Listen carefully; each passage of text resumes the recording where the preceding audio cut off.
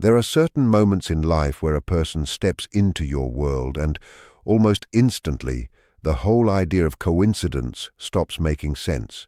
You can try to trace it back, try to line up the timeline and make it logical, but somewhere underneath all that reasoning, you already know that logic was never really running the show here. This person didn't just wander into your story by chance. They arrived. They made an entrance that meant something. And the moment that happened, something inside you shifted, quietly but permanently. Even now, even as you try to move forward, even as you tell yourself the chapter is closed and try to reason your way through the separation, there's still this pull dragging your attention back toward them. It's not a desperate kind of pull. It's the kind that comes from recognition, from something in you that simply knows. If you've come across this today, it isn't by accident. The right message tends to arrive exactly when the soul is ready to receive it. There's an old idea, one that's echoed for generations, that the people who spend their lives looking outward are only dreaming, while the ones who learn to look inward are the ones who actually wake up. And right now, something inside you is starting to stir, something that refuses to stay quiet. It's a kind of knowing that insists this bond was never meant to be something you could simply erase from your memory and move past. Maybe you've reached that place where you feel split down the middle, caught somewhere between holding on and finally letting go, torn between what your heart tells you and what your mind keeps second-guessing because of everything you've seen or not seen. Silence has a strange way of feeding doubt. Distance can make even the most certain heart start questioning its own truth. You might have even wondered if you made the whole thing up in your head, if you imagined a depth that was never actually there. But here's the thing about illusions. They fade. They don't survive being tested by time. And this hasn't faded. Your soul won't let this person go, and that refusal isn't random. Time hasn't weakened it. Pain hasn't managed to destroy it. Every attempt you've made to disconnect has somehow only led you right back to the same quiet truth. This person matters, not in the way your ego wants them to matter, but in the way your soul recognizes them. This isn't obsession. Obsession is loud and anxious and constantly demanding attention. What you're feeling is quieter than that, and deeper, too. It lives underneath all the noise of daily thoughts and expectations. It waits. It shows up in still moments, in dreams, in sudden waves of emotion that catch you completely off guard. It's the feeling of something unfinished, something that still carries meaning. When you first met this person, something old stirred inside you, something that went far beyond simple attraction, or whether the two of you looked good on paper. It felt like familiarity without any actual memory attached to it, like you'd known them somehow before this lifetime ever brought you together. The conversation itself might have been simple, but the energy underneath it definitely wasn't.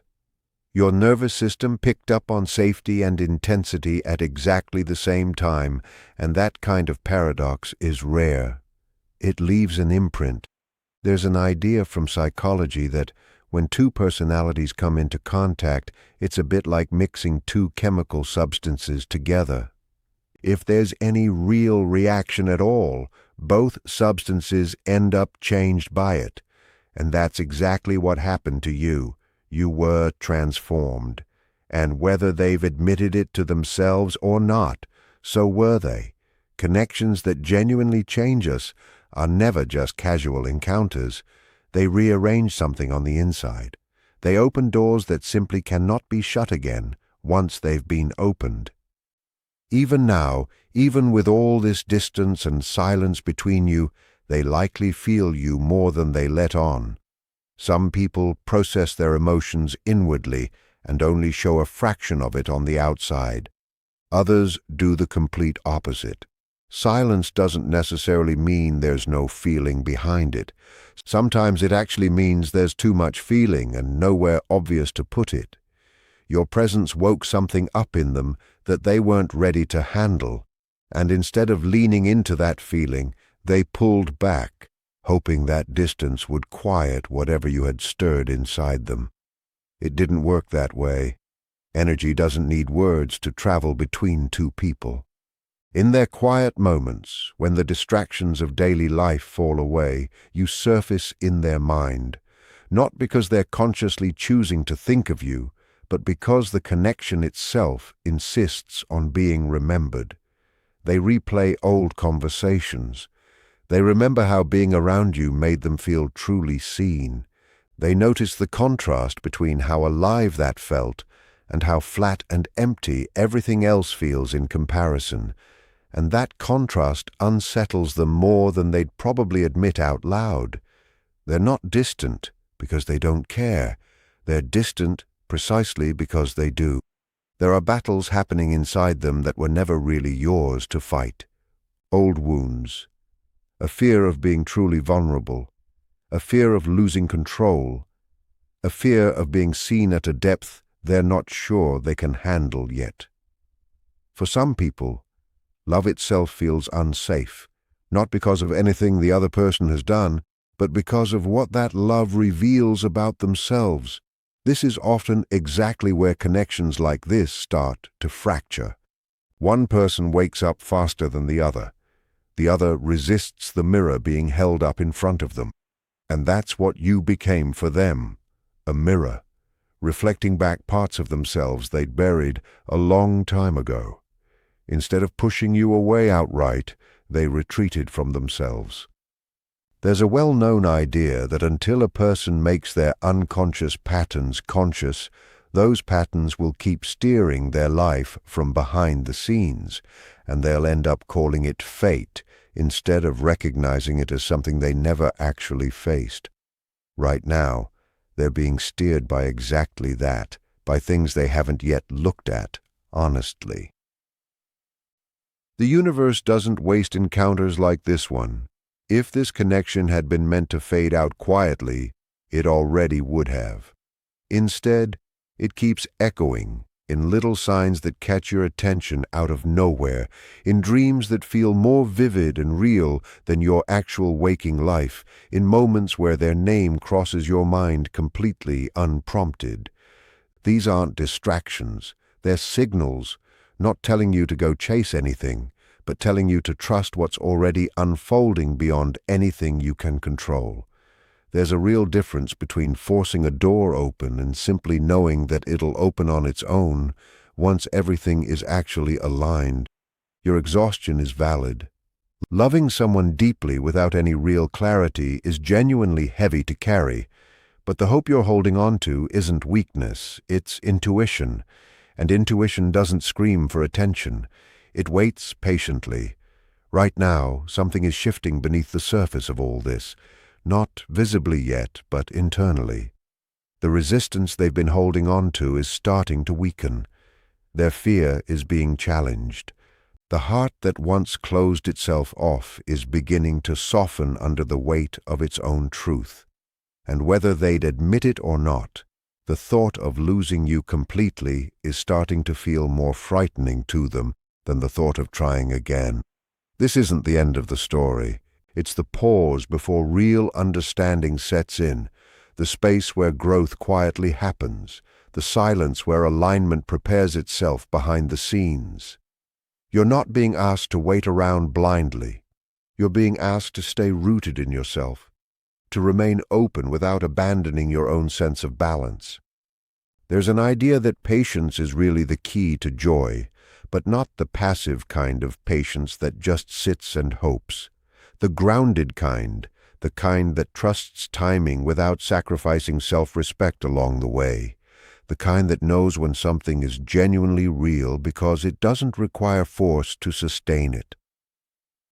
As all of this settles into you, pay attention to what resonates without any effort on your part. Truth doesn't need convincing, it simply lands, And if your heart feels calmer instead of more anxious as you sit with all this, that's your confirmation. The connection isn't broken, it's transforming. And in this space of transformation, you're being shaped just as much as they are. That's something the analytical mind often resists, because the mind wants resolution, labels, and clear timelines. But the soul operates completely differently. The soul uses uncertainty like a refining fire. It strips away illusions, unhealthy dependencies, and false expectations until only the truth is left standing. Sometimes a connection doesn't arrive to stay with you right away. Sometimes it comes first to wake you up, to show you what's actually possible, to reveal what your heart genuinely needs rather than what it was conditioned over the years to settle for. And once that awakening happens, there's no going back to sleep. Even if the person themselves is absent, the truth they activated in you stays alive. This is exactly why letting go feels impossible right now, not because you're clinging to a person, but because you're holding on to a truth about yourself that was born through knowing them. You learned how deeply you're capable of feeling, how open your heart can actually be, how capable you are of real emotional presence and devotion. And the soul doesn't abandon its own growth once it's begun. There are moments when they almost reach out to you, moments when your name is right there on the tip of their tongue, moments when they sit there holding their phone, imagining exactly what they'd say if they finally worked up the nerve. But fear steps in and interrupts. Fear of saying the wrong thing, fear of not being enough, fear of reopening something they don't yet trust themselves to handle well. So they stay quiet, hoping that time alone will fix what really only courage can fix. And yet time keeps bringing you right back into their awareness anyway, because unresolved connections don't just disappear. They wait, they linger. They resurface the moment distractions fade away, late at night, early in the morning, in the gaps between conversations that feel hollow, in relationships that never quite reach real depth. You become the quiet comparison they can't seem to shake. Trust, in this context, doesn't mean sitting around waiting while you suffer. It means staying connected to yourself while allowing whatever is meant to come back to you the space to find its own natural way home. There's a quiet but powerful shift happening inside you right now. You're learning the difference between attachment and alignment. Attachment says, I need this person in order to feel okay. Alignment says, I'm already okay, and I trust that whatever truly belongs to me will meet me in truth on its own timing. That shift changes absolutely everything. When you stop chasing clarity and instead start embodying it yourself, the entire dynamic transforms on an energetic level. Something loosens, the pressure lifts, the connection stops being fueled by anxiety and starts being carried by grounded presence instead. And that's the state in which a genuine reunion actually becomes possible. Because if they came back while you were depleted, doubting yourself, or shrinking to fit their comfort, the connection would just repeat its same old pattern. But if they come back while you're centered, self-honoring, and emotionally whole, something entirely new has room to begin, something healthier, something mutual. You're not being punished by this delay, you're being prepared to receive love without abandoning yourself in the process, prepared to recognize real effort instead of chasing potential, prepared to meet them not as someone seeking validation, but as someone already standing firmly in her own worth. They can feel this shift in you, even if they can't quite put words to it. They sense you pulling your energy back inward. They sense that you're no longer waiting the way you used to. And strangely enough, that's exactly what makes the connection feel more real to them, because now it's no longer something they can take for granted. It has to be chosen deliberately. This is where fear starts losing its grip, because the possibility of losing you completely finally starts to feel real to them, and reality has a way of cutting straight through avoidance. The heart begins speaking louder than any defense mechanism can. Old memories soften, regret starts to surface. A genuine desire for repair begins to grow. You might notice moments where you suddenly feel calm, almost detached, followed by unexpected waves of emotion. That's alignment taking root inside you. You're no longer fighting the connection, but you're also no longer losing yourself inside it. You're simply allowing it to exist without needing to control how it turns out. That balance is powerful. It signals that you're ready for truth, whatever shape that truth ends up taking, and truth always responds to genuine readiness. The path between the two of you isn't blocked. It's being cleared. Old misunderstandings are dissolving. Internal resistance is weakening. What once felt chaotic is slowly reorganizing itself beneath the surface, even if you can't see it happening yet. You don't need to do anything more right now. No convincing, no over-explaining, no proving yourself. Just stay present. Stay honest with yourself. Stay open without chasing after anything.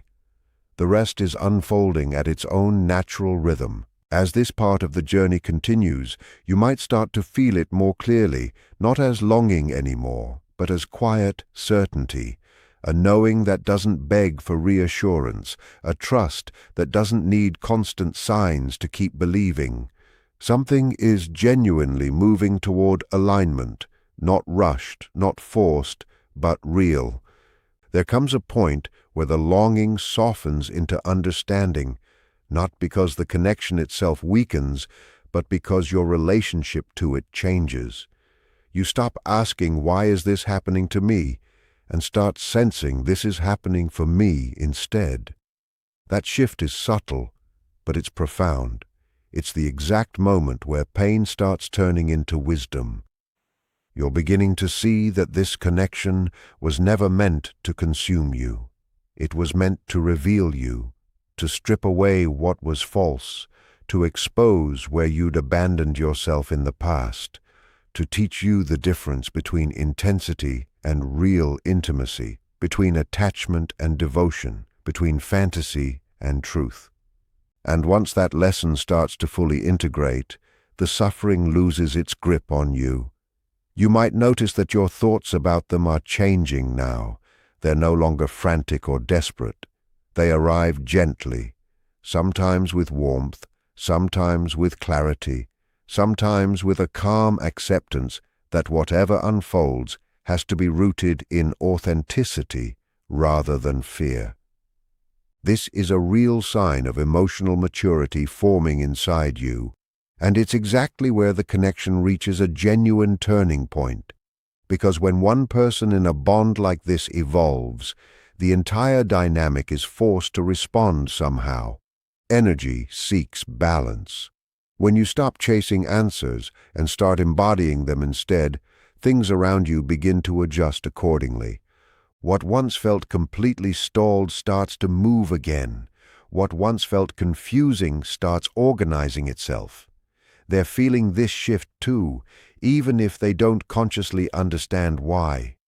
Your energy is no longer reaching them as need.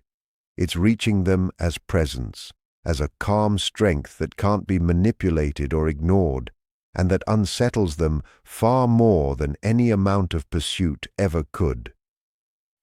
This journey is ultimately about truth, healing, and inner growth.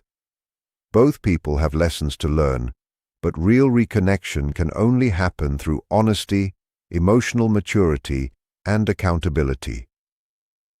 Rather than chasing or forcing outcomes, trust the process. Stay grounded in self-respect and allow life to reveal what is genuine. Whether the connection deepens or ends, the greatest transformation is returning to yourself with stronger intuition, healthier boundaries, and a deeper understanding of authentic love. This isn't the end of your story with love, it's the refinement of it. and whatever comes next will meet you exactly at the level you're now standing on. You might feel a quiet sense of confidence rising in you, a feeling that says you'll be okay either way this turns out. That isn't detachment. That's wholeness. That's your soul no longer bargaining for love, but simply allowing it to happen.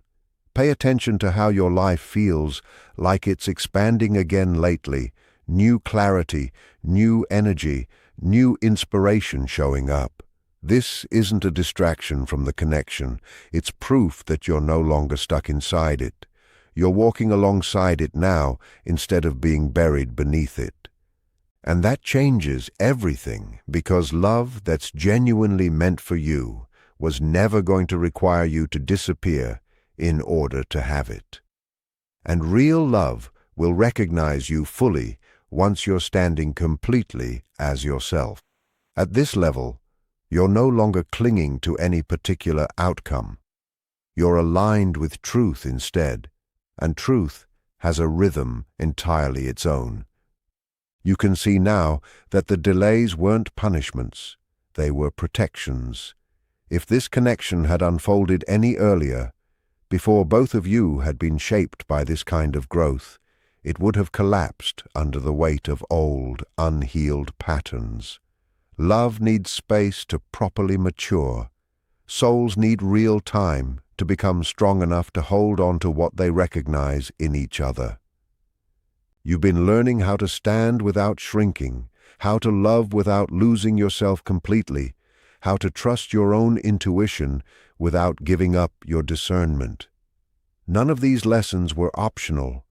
They were necessary. Silence doesn't feel safe to them anymore. Distance doesn't feel protective anymore either. It starts to feel like loss instead. And loss has a way of awakening real courage. Not the impulsive kind, but the honest kind.